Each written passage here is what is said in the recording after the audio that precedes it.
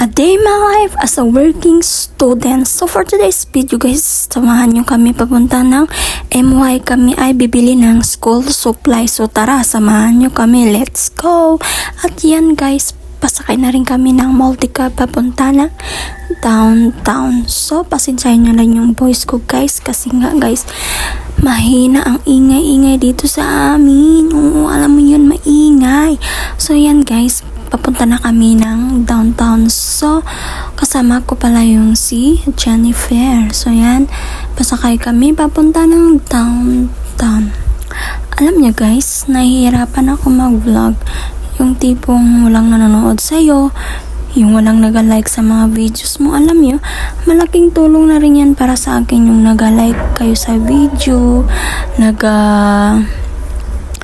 nag-share kayo ng mga videos ko, pinopromote nyo. Alam mo yun guys, malaking tulong na yan guys, kasi wala silang sa'yo, hindi sila concerned sa'yo, wala silang pakialam sa'yo, tapos binababas ka pa nila yung mga taong nasa paligid mo, na mga taong kakilala mo, hindi ka nila sinusuportahan. Pero pag makikita ka nila, pag mag-angat-angat ka nila, saka pa kanila makilala, kasi nang aangat ka na. Samantalang yung mga dati hindi ka pa masyadong may magkakasahod. Alam mo hindi ko ma-explain guys. Kayo na lang mag-isip kung anong mean ko guys.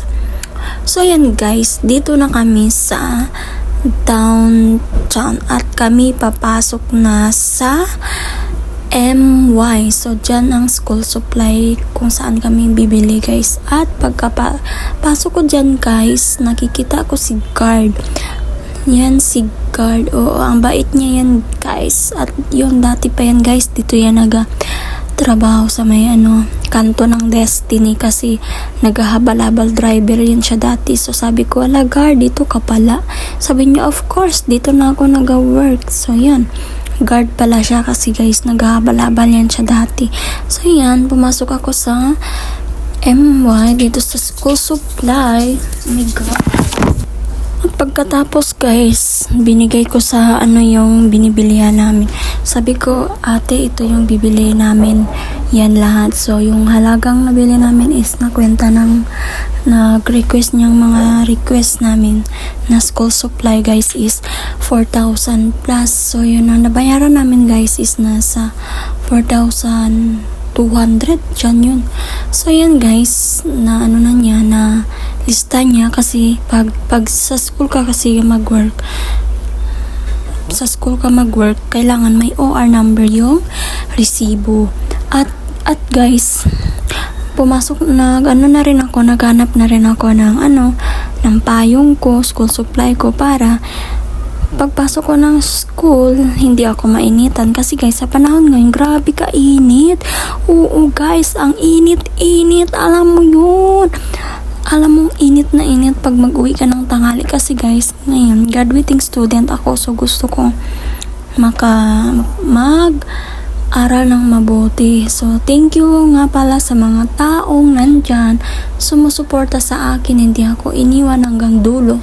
Maraming salamat sa inyo, lalong-lalo na sa mga taong nagpapaaral sa akin, sa mga taong nandyan para gabayan ako. Maraming salamat. At balang araw, lahat ng mga sacrifice nyo sa akin, ibabalik ko rin sa inyo. Alam nyo guys, since elementary ako guys, until now, working student pa rin ako. Kung mahabang story yung life ko, hindi ko ma-explain, kasi parang yung life ko, hindi nyo ma-gets. Alam mo yun guys. Pero nagpakatatag ako para sa pangarap ko. Sa lahat ng mga working student dyan, ito lang mapayo ko sa inyo, huwag kayong susuko.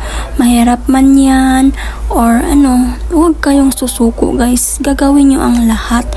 Kaya kung ano man yung mga gusto nyong gawin sa buhay nyo, unahin nyo muna yung pag-aaral nyo.